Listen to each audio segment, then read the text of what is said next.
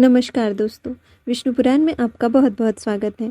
आज हम विष्णु पुराण के चतुर्थ अंश के 14वें अध्याय को शुरू करते हैं।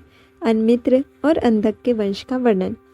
श्री पराशर जी बोले, अन्मित्र के शिनी नामक पुत्र हुआ। शिनी के सत्यक और सत्यक से सात्यकी का जन्म हुआ, जिसका दूसरा नाम युधान था। तदनंतर सात्यकी के संजय, संजय के कुणी और कुणी से युगंधर का जन्म हुआ। ये सब शैनेय नाम से विख्यात हुए। अन्मित्र के वंश में ही प्रश्नी का जन्म हुआ और प्रश्नी से स्वफल्क की उत्पत्ति हुई, जिसका प्रभाव पहले वर्णन कर चुके हैं। स्वफल्क का चित्रक नामक एक छोटा भाई और था। स्वफल्क के गांधिनी से अक्रूर का जन्म हुआ तथा उपमृदुगु, मृदामृद, विश्वारी, मेजय, गिरिछत्र, उपछत्र, शतघ्न, परिमर्दन, धर्मद्रक, दृष्टधर्म, गंधमोज, वाह और प्रतिवाह नामक पुत्र तथा सुतारा नामनी कन्या का जन्म हुआ। देववान और उपदेव ये दो अक्रूर के पुत्र थे तथा चित्रक के प्रथु, विप्रथु आदि अनेक पुत्र थे। कुकुर, भजमान, शुचिकंबल और बरहिश ये 4 अंधक के पुत्र हुए।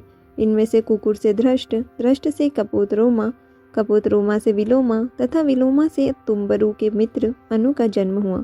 अनु से आनक दुंदुबी, उससे अभिजीत, अभिजीत से पुनर्वसु और पुनर्वसु से आहुक नामक पुत्र और आहु की नामनी कन्या का जन्म हुआ।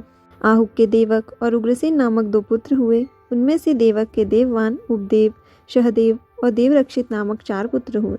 इन चारों की वृगदेवा, उपदेवा, देवरक्षिता, श्रीदेवा, शांतिदेवा, सहदेवा और देवकी, इन चारों की वृगदेवा, उपदेवा, देवरक्षिता, श्रीदेवा, शांतिदेवा, सहदेवा और देवकी ये 7 भगिनियाँ थीं।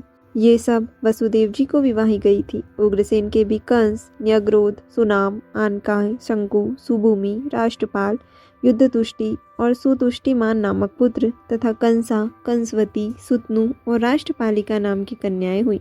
भजमान का पुत्र विदुरथ हुआ। विदुरथ के शूर, शूर के शमी, शमी के प्रतिछत्र, प्रतिछत्र के स्वयंभोज, स्वयंभोज के रदिक तथा रदिक के कृतवर्मा, शतधन्वा, देवार और देवगर्भ आदि पुत्र हुए।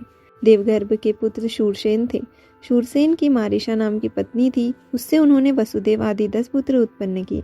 वसुदेव के जन्म लेते ही देवताओं ने अपना अव्याह दृष्टि से यह देखकर कि इनके घर में भगवान अंशावतार लेंगे, आनक और दुंदुभी आदि बाजे बजाए थे, इसलिए इनका नाम आनक दुंदुभी भी हुआ। इनके देवभाग देवश्रवा, अष्टक, ककुचक्र, वत्सधारक, संजय, श्याम, शमिक और गंडुष नामक 9 भाई थे तथा इन वसुदेव आदि 10 भाइयों की प्रथा श्रुतदेवा, श्रुतकीर्ति, श्रुतश्रवा और राजाधि देवी ये 5 बहिनें थीं। शूरसेन के कुंती नामक एक मित्र थे। वे निसंतान थे, अतः शूरसेन ने दत्तक विधि से उन्हें अपनी प्रथा नाम की कन्या दे दी थी।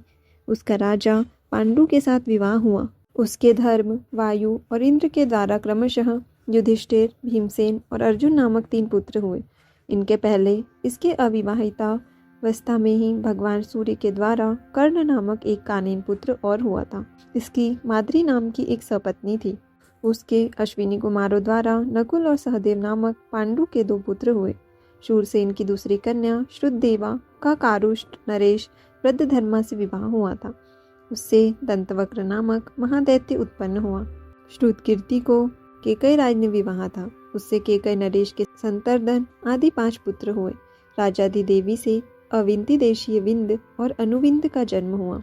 श्रुतश्रवा का भी चेदीराज दमघोष ने पाणी ग्रहण किया। उससे शिशुपाल का जन्म हुआ। पूर्व जन्म में यह अतिशय पराक्रमी हिरण्यकशिपु नामक दैत्यों का मूल पुरुष हुआ था, जिसे शकल लोक गुरु भगवान नरसिंह ने मारा था।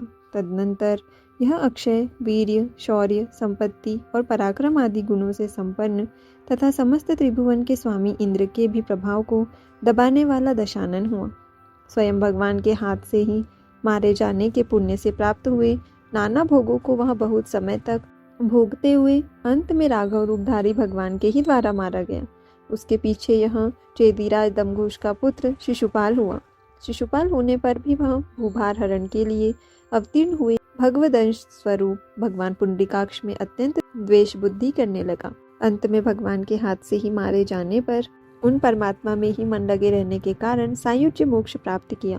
भगवान यदि प्रसन्न होते हैं तब जिस प्रकार यथेच्छ फल देते हैं उसी प्रकार अप्रसन्न होकर मारने पर भी वे अनुपम दिव्यलोक की प्राप्ति कराते हैं।